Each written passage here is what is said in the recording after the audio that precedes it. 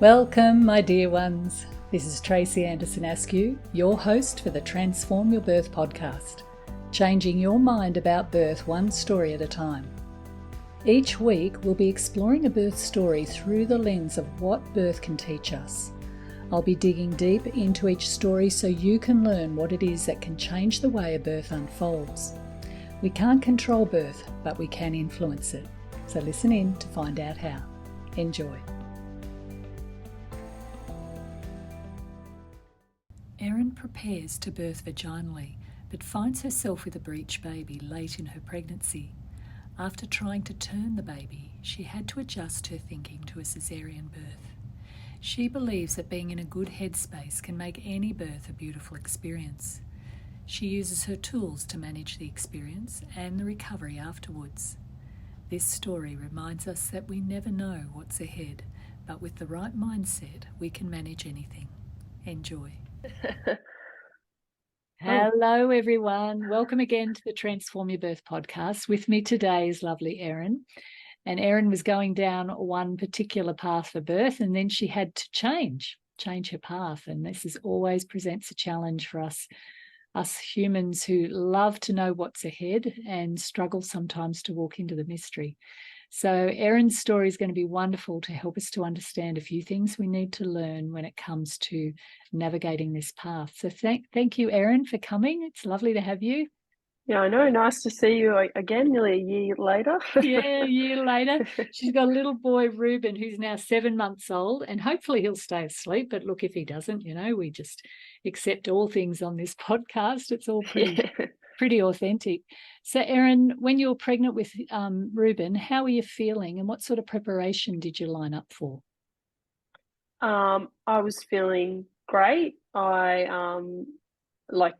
first couple of trimesters, I was minimally sick, didn't really have a lot of things that I was doing in terms of preparation other than, thinking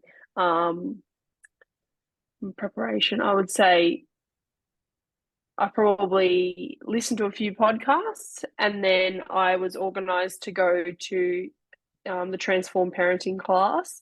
Yeah. I also am a nurse and I work at the hospital where I was having Reuben. So I would say some of my prep as well was going up to maternity and asking the midwives lots of sneaky questions, which they then figured out afterwards. You were asking for yourself, weren't you? So that was probably another thing for me was, I would, like, part of my confidence, like having the baby at Queanbeyan, was because I knew the staff. And so from going, up to the ward, I just, I hadn't even thought about that. Yeah, that was one of the reasons that prepared me was talking to the midwives, and I knew lots of the ins and outs of what can happen in terms of preparation and going into labour. Yeah. Were you, as a nurse, it's always interesting because I get a lot of health professionals come to my classes and they get to see it all. And It's not always easy to let go of those experiences when you're the one lining up to give birth. Were you aware of any fears that you were holding on to in your pregnancy?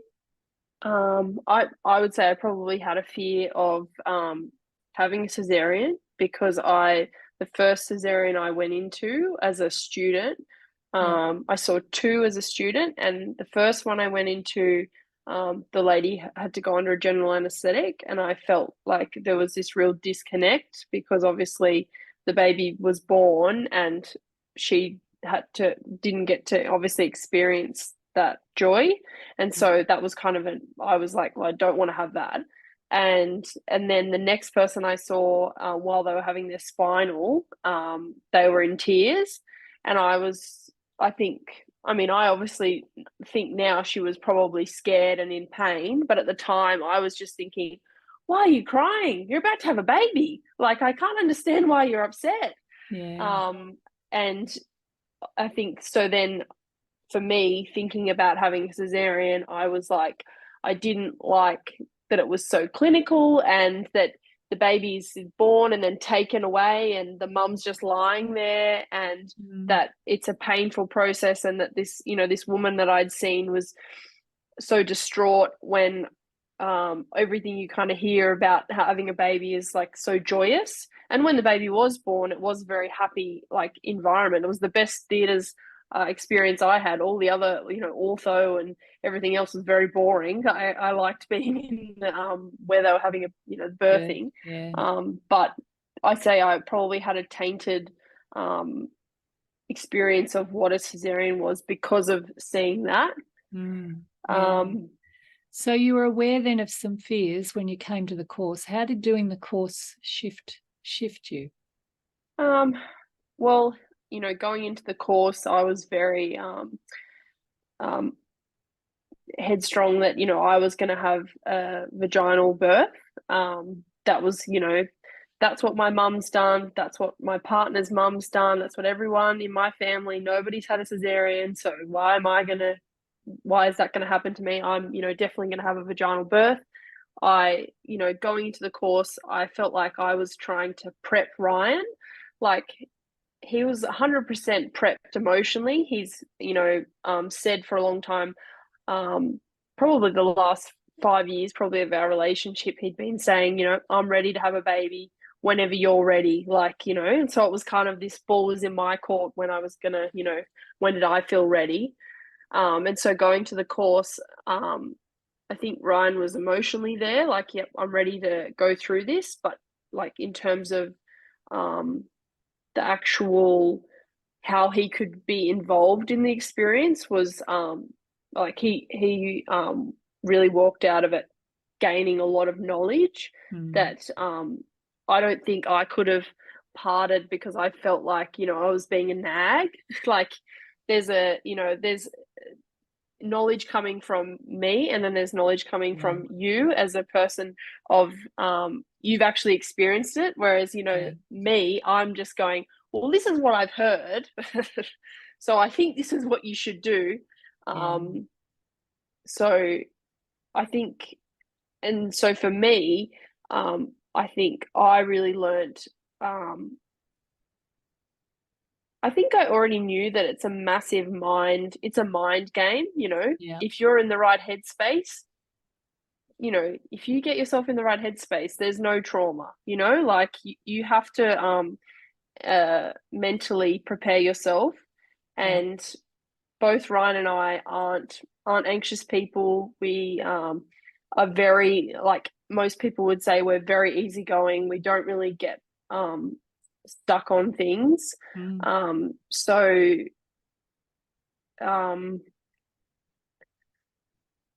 going into the course, I think that just really reassured me that that was one of the most important things that I needed to prepare. Was I needed to be in the right mind space. And I think as well, I feel like you made it seem like I'm important as well. I think that people spend the whole pregnancy focusing as well. I mean, they do focus on you, but they're always like asking about the baby and, oh, it's going to be amazing when you get the baby and all this. And it made me actually go, when you said, you're going to meet this baby and you're going to feel like this a massive amount of protection. And, and when I like initially when they gave him to me, I was just like, whoa, like I don't know what's going on. But like in the next few days, it was just like this massive feeling of like I didn't want him away from me.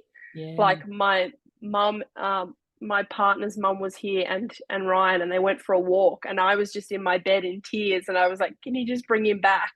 I don't know why, but I can't be apart from him. The mother beast was born, darling. The mother beast was born. So let's go back. So you did the course. It obviously put you on the same page with Ryan, which really, really helps. He had his role, and that really helped him enormously. You worked out that birth was going to be a mind game and that you did need to focus on you as well as the baby, because, you and the baby are one and the same at that particular point. What sort of mind shifts did you have? How did the course help you to start to think differently?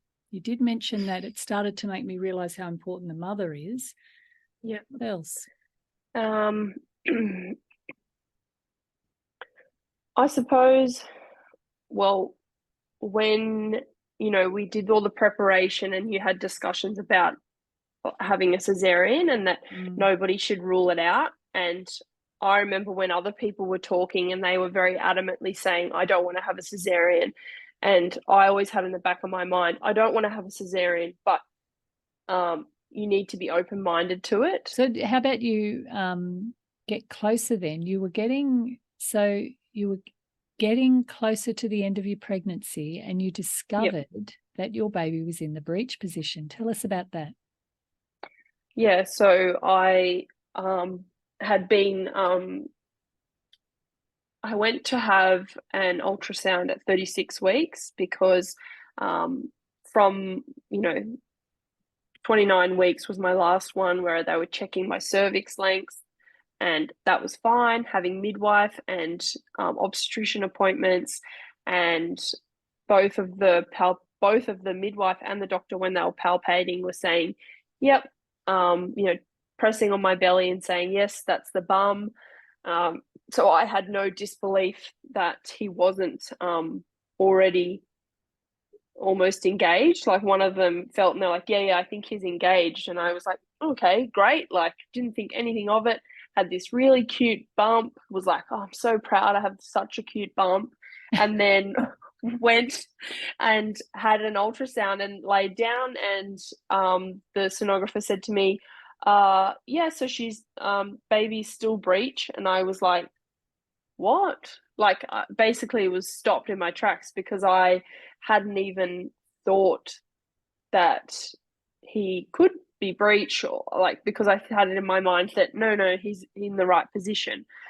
So I then the sonographer saying to me, have you thought about can you get an ECV, can you do all these things? And I was just couldn't even process that because I was in the mind space of no, I'm having a vaginal birth, and I had to then go to work and try and it's like when you find out bad news, and then you've got to work and you're trying not to focus on this, thing that you've just found out. Anyway, my work's colleagues were all supportive, but I was, Ryan was texting me and he's like, oh, I've been watching these YouTube videos, we can flip the baby. I've watched all these videos, we can do it. And I was just like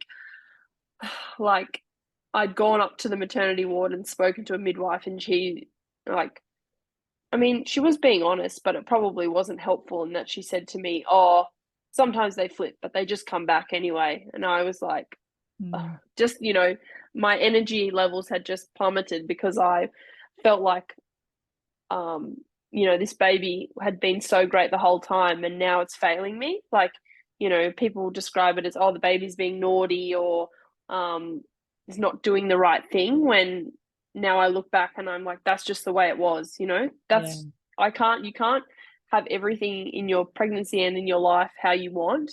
So, growing a baby is the same. Not everything goes textbook. And that's just the way he was, and he was comfortable.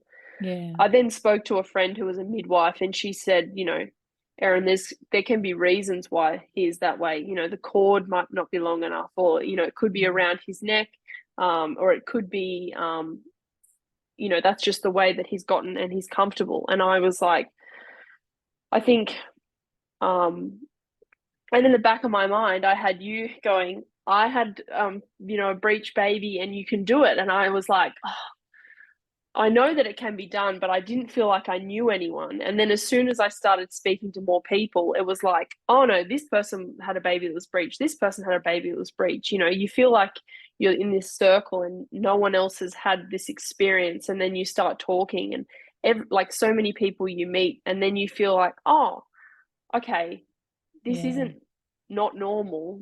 I just have blocked it out. Yeah, let's just talk about that as a breech birth. So breech, for those who are listening, is a baby that's upside down, and there's different types of breech presentations. There's bottom, and then sometimes they can have 1 foot up and 1 foot down, and they're doing the splits, and sometimes they've got 2 feet down, footling breech.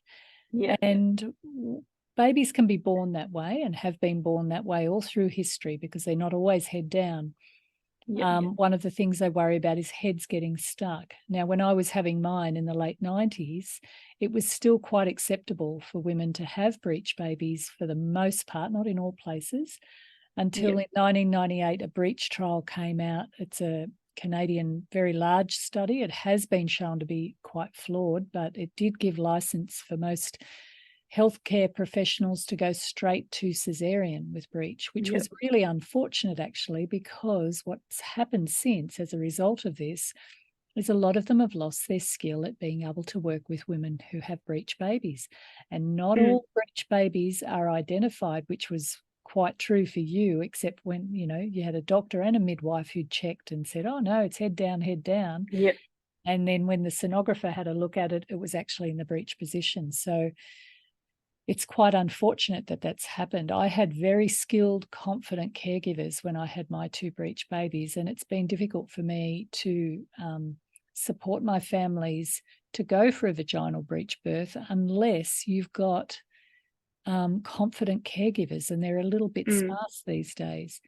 So, Well, yes, I had the ultrasound, and then I was, came home and was laying on my head and had my feet up, spinning babies, was trying to turn.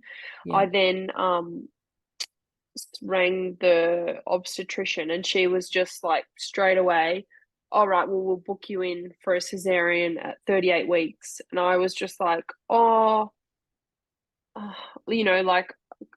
to take a step back. And then when I went in to see her, she said, well, he's footling breech, and basically they said to me that the feet are not strong enough to push through, and if you wanted to try that, we could possibly find you a doctor in Sydney who would take you on.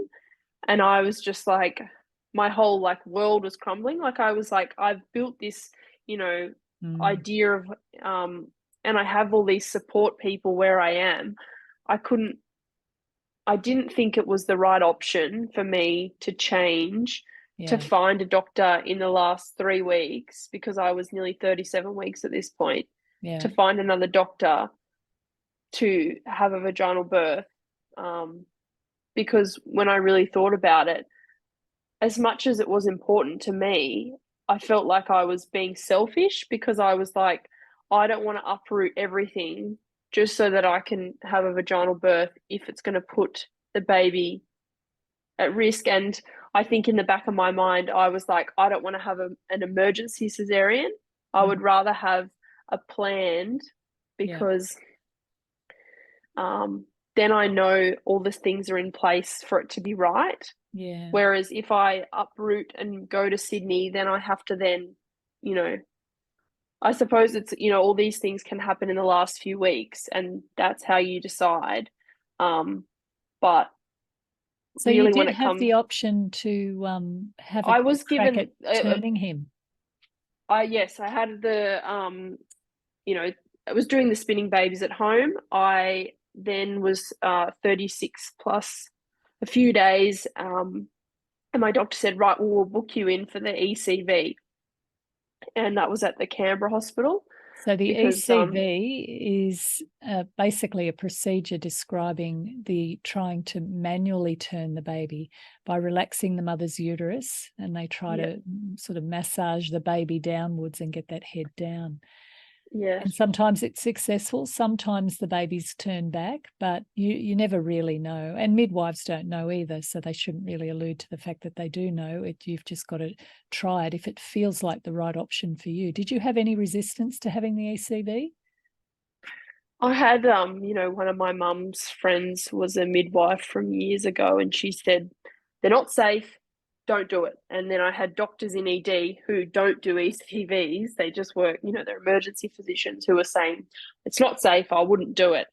But I then, it's like anything. You get good advice, you get bad advice. And in my head, I thought, I want to give this 100, I really want to try and turn him, and I'm in a controlled environment where there are doctors around. So if something does go wrong, there are people there.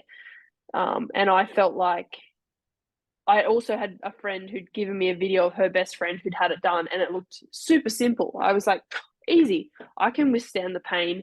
And like people also say, oh, it's very painful. And I was like, I don't care if it's painful.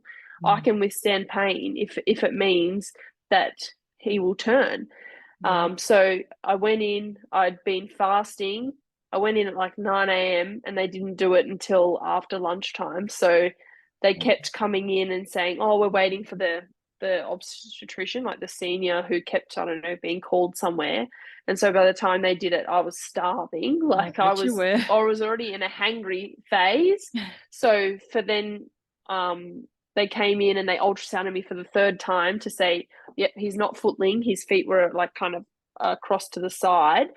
So they were like, yes, we're happy to give it a go. I'm like, cool, let's go. Like I've been, prepping myself all day. They pushed one way twice, and then they pushed the other way twice. And yep, he wouldn't. Well, I was already 37 weeks, I think he was already too long, like he was too big for it to work. And when I delivered him, they said he was in there really snug and tight. We don't think he would have moved. So yeah, I did try it, and to say it's painful, I mean, I didn't care. I didn't care that it hurt. It really just hurts when they push on your ribs. I just wanted it to work, Yeah. And did you have a go at acupuncture? Yes, I did the acupuncture, and how was that? And I mean, again, I wanted it to work. I brought home the smoking sticks, and Ryan thought that was actual joke. He was like, this is a joke. You're taking the piss. This isn't going to do anything. You just think this on is your funny. Little toes. Yeah.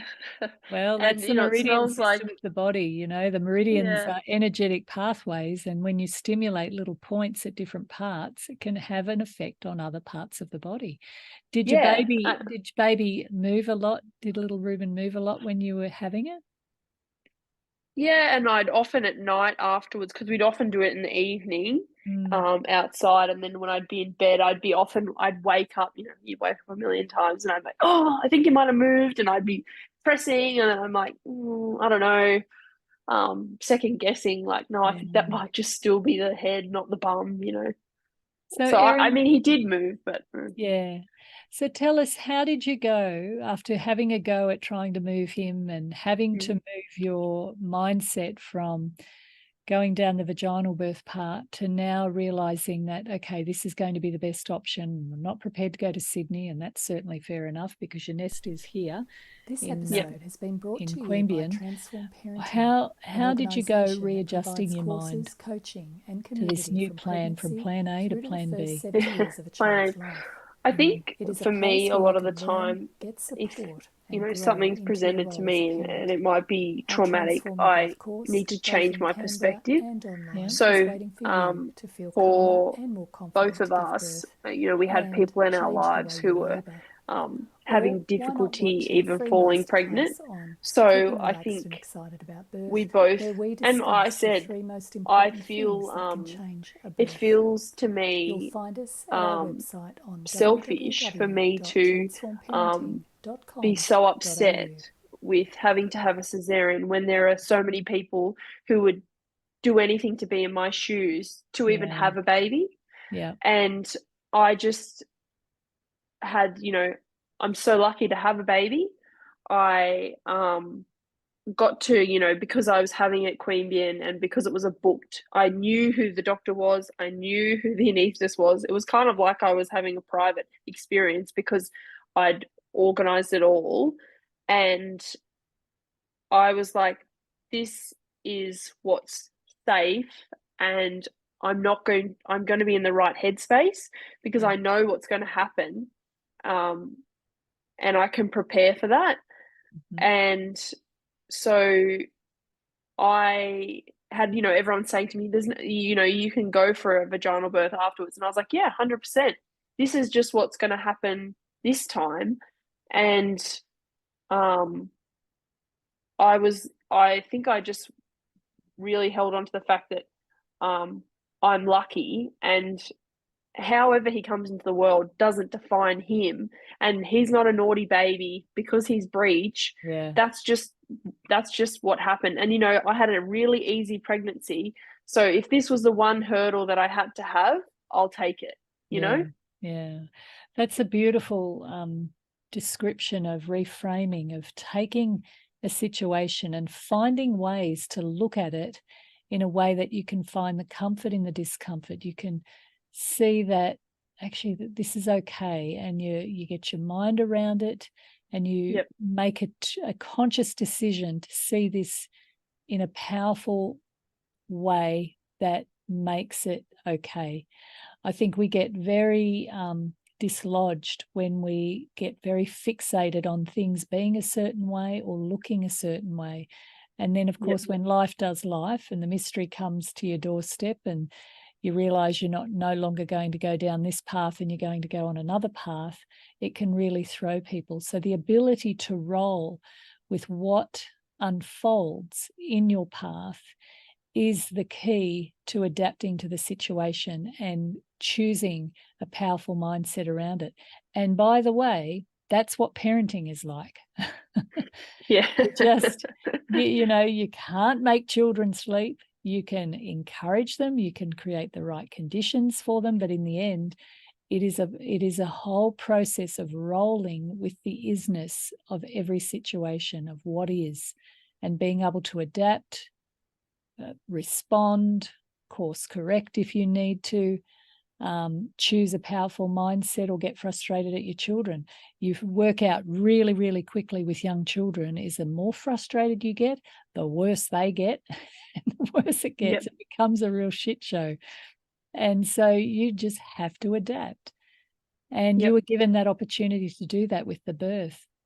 Yeah. So tell me, Erin, now tell us about the actual day. What was that like? How did it unfold? Well, so actually, I worked 38 weeks. Yeah. I worked till the Sunday, and then I had that week of, I don't know, preparing, but really I was also preparing because we had a wedding on the Saturday. So I went to a wedding on the Saturday, 2 days before I had Ruben, and had the question that everyone asks, "Oh, when are you due? When are you due?" And I was like, "Well, actually, I'm having him in 2 days," it was so crazy because I'd spent this whole pregnancy going, "I don't know when I'm going to have him. I don't know. I'll probably go 2 weeks over." And then all of a sudden, I was like, "No, I know when I'm having him. I'm having him at Monday, and I'm first on the list." And that was like crazy because we actually, we were like, okay, we're going in and we're going to have a baby. Like, that's crazy. So I didn't sleep very well that night because I was just thinking like, oh, can't forget this, got to remember this, don't forget to ask this. Didn't sleep very well, got into the hospital, and I think we got in there at like 6, so night shift was still there. And I'd had a dream that I knew what midwife was going to be on shift. I had a dream that she had gone into labor as well. And then I was like, who's going to deliver my baby? Like, it was, everything, my mind was going a million miles an hour. And got there, they checked me. They said, we'll still do another ultrasound to check he hasn't turned. This whole time I didn't know what we were having as well. That was a surprise. And had the ultrasound and he was still Breech. And I was like, yep, I know. Really calm, got changed. Basically, Ryan, we both just were waiting till 8:30 when because theatres open around 9. And the wardsman came in, Robert, who I know very well. So I was like, oh, can I just walk around? I don't need Robert to push me around in the bed. And they're like, no, you have to go on the bed. And I was like, oh, all right. Went around. The main thing that I still in the back of my mind was anxious about was the spinal, because I had faith, in the caesarean process. Like, I think I just knew in my mind that something can go wrong when you have a spinal, but I just need to. Ryan knew I was anxious about it, so he was focused on that as well. But my anaesthetist was really calm and reassuring, And, you know, I was looking at my blood pressure as I was preparing to have the spinal, and it was going up. So I had a lot of adrenaline around that. And I think I was probably focusing too much on that and not on the actual what was about to happen, which, I mean, probably a good thing, but got through that. It's amazing. Like literally within a second, you just can't feel anything, which is just crazy. And then I was laying there ready for it to begin. Beautiful. And caesareans themselves only take about 10 minutes to happen. Yeah. So the birth is quite close, which is a really good thing. The repair work takes a bit longer. What was that moment like of when you met little Reuben? Tell us about that. Well, another good thing about Queanbeyan was that, you know, they don't pump out heaps of caesareans. I was the only caesarean that day. So I had quite a few people in the theatre who were, you know, they were like excited. They were like, oh, you know, we've got to do a skin lesion next. We're really excited about this surgery. You're a bit of a star. Yeah. So I'd given my phone to the anaesthetic student and I'd said, take photos of everything. I want to see it all.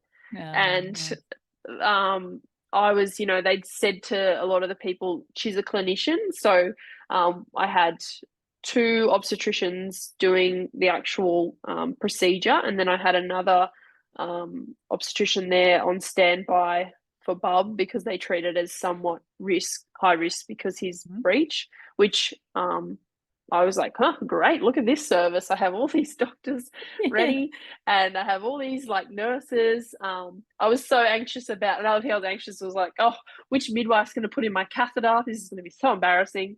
And then one of the, you know, the doctor just quickly shimmies it in before they start. And I was like, oh, what was I worried about that for? That was a waste. And I'd said, can I please have the curtains down? I had said, to someone prior about, can I have a maternal, you know, would I be able to help bring him out? And they just said, with Breech, it's quite hard because it depends how they are. And so I was like, yep, that's fine, you know.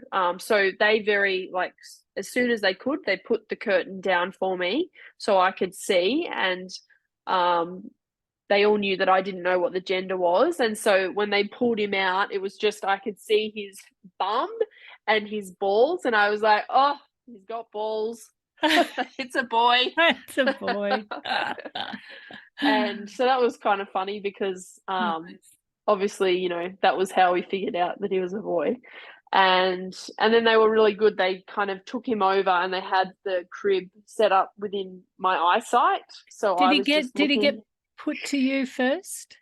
They went, because he was breech, they said to me, we can't put him straight on you, but the doctor who was there, literally, he went over there to the crib and the doctor just did the really quick checks on him and then he said, right, back on mum.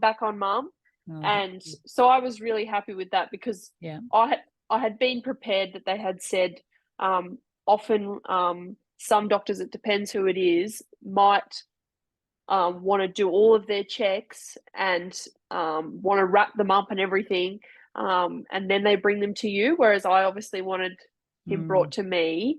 And so I was really happy, you know, this doctor was just straight away, he's like, brings him over and he's like, puts him on my chest, and the midwife was like, do you want a hand? And I was like, oh no, I'm okay. And he like basically went on the boob straight away, and they're like, I mean, it is so foreign, you know, you're just like, oh my God, like, you know, your neck is bent, you're trying to like figure out. I was like to Ryan, does he have all of his toes? Like, have you checked if he's got all of his fingers and his toes? And like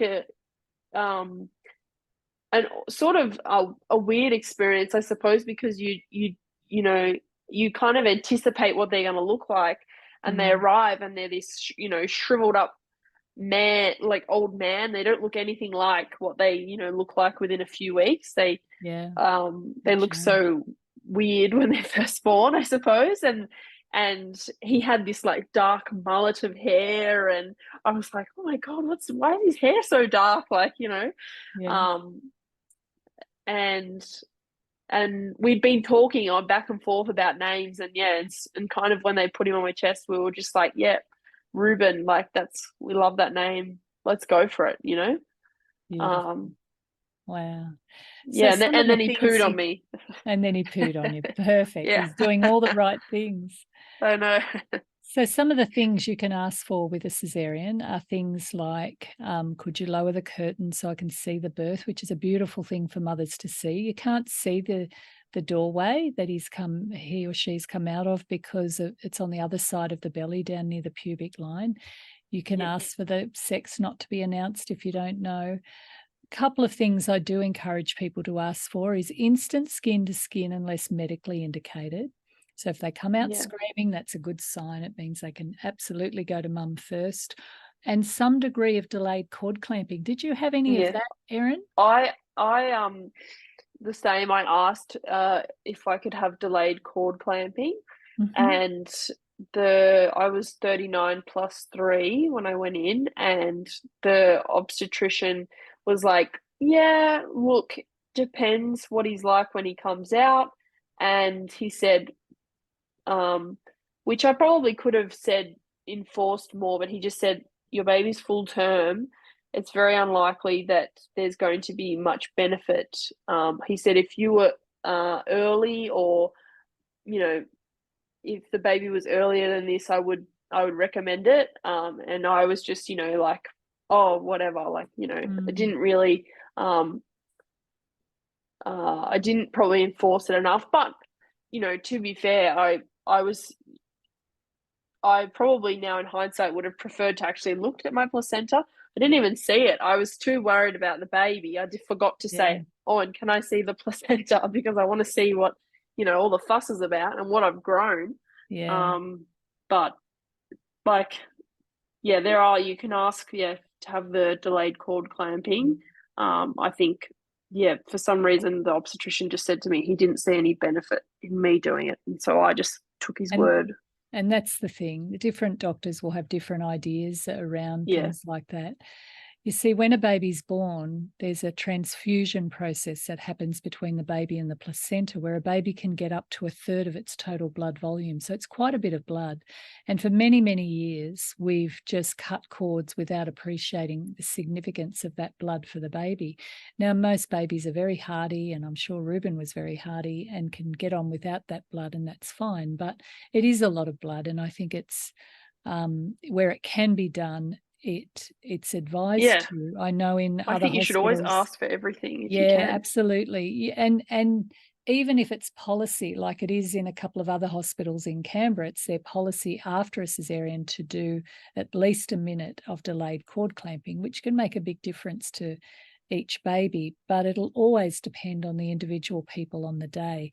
So that's why I encourage people to write what's called a birth preferences sheet or a birth map, where you actually communicate to your caregivers who you are and what's important to you.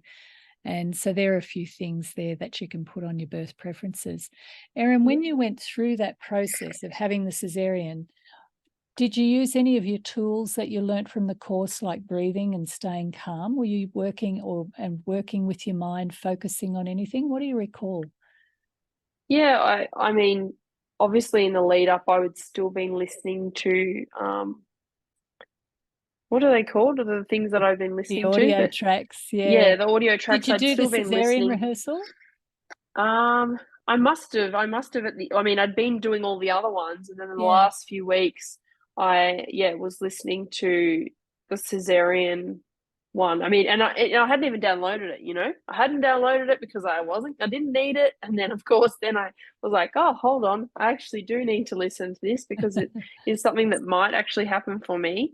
So 100%, I went into another mind space probably when they were, you know, doing the spinal. I was, I can hear him. I don't know how to describe what mind space I went into other than focusing on my breathing. And I previously have worked in mental health, and I know the importance of when I had patients that were having a panic attack, how important it is, even just to focus on your breathing to change your mind, from whatever it's focusing on, you need to bring it back to now. And so probably, focusing on the breathing. And I was, in this right mind space, focusing, and, there's needles going in my spine, and Ruben was at the time just like, like what is going on? Was moving so much. And so I was trying to, I was like trying to be calm. I'm like, just stay still. Like, I've got a needle in my spine. He knew something was going on, didn't he? He knew he was getting evicted. Beautiful. Yes. So, Erin, tell us what did you learn about yourself as a result of going through that process? I think I learned the first day or two afterwards, when I was standing in the shower, after I'd had the cesarean, I was like, oh my gosh, I really didn't appreciate how big of a surgery this was, and how much of an impact. And I'm a patient as well, I had so much, you prepare so much for the baby, and I've got the right clothes, and I've got all these things, and I had in my mind, my mum had said, just wait, breastfeeding is a whole nother journey. And so in my head was like, yep, okay, I'm also got to worry about breastfeeding. But I just remember coming home and having a shower, and you're so tired, your boobs are spraying milk everywhere, you can't cough properly because you've got to brace your stomach. You've got this mass, it feels like this massive cut that you've just had. You're dripping blood everywhere, and you're like, oh my God, I haven't even shaved my legs. It's just like this. Your body just takes you take a massive hit, and people, I think, underestimate how much you're going to go through in that first 6 weeks or so, getting used to your new body that has just built and grown this baby. It is a big thing. I think people can underestimate cesareans, and sometimes there are people encouraging women to have cesareans. Why put yourself through it like it's an easy option? It is not an easy option. It's a very significant path of birth into itself, but it is the welcoming of a baby, like birth is, and with a little bit of preparation, a little bit of work on the mind, using your breath to stay calm and remaining the best physiological version of yourself that you can be, will support the process of the cesarean. It'll support baby being well, and it can also support your recovery. So, Erin, what would you tell a pregnant woman now about birth? What advice would you give? I would say, congratulations, because having a child is just a whole nother experience, and it just unlocks this whole nother emotion that you've never experienced. So you have all of this to look forward to.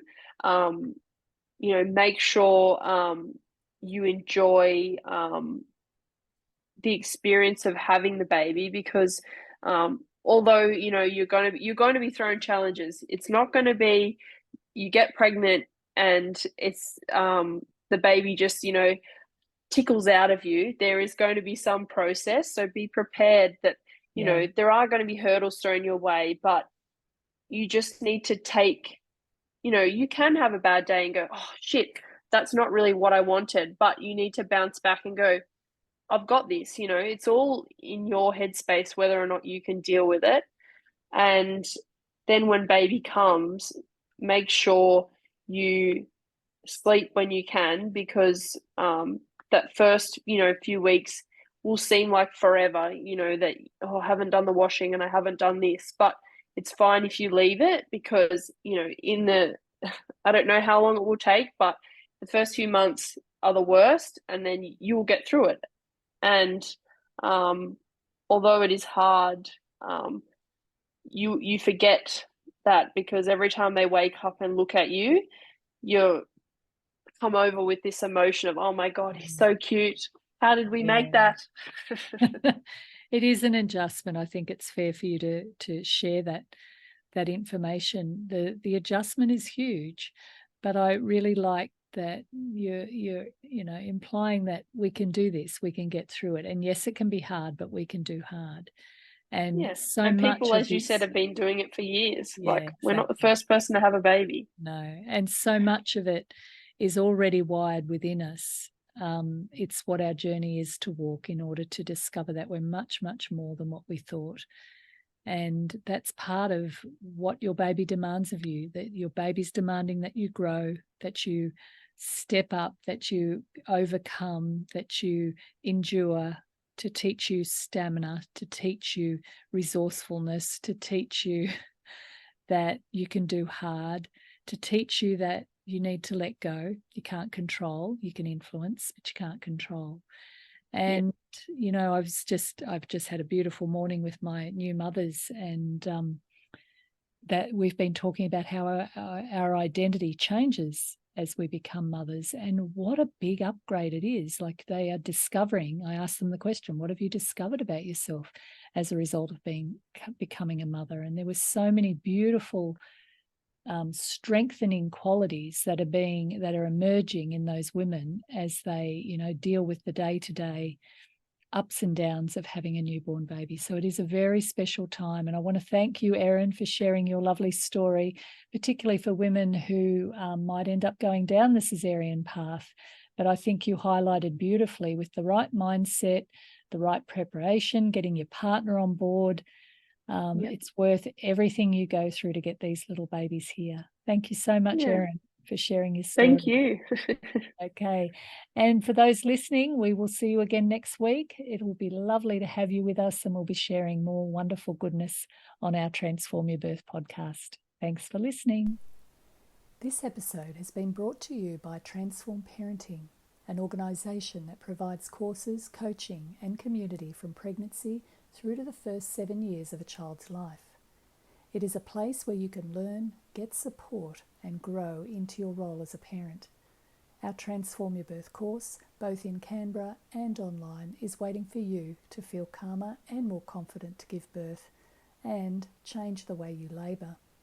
Or why not watch our free masterclass on Keeping Relaxed and Excited About Birth, where we discuss the 3 most important things that can change a birth.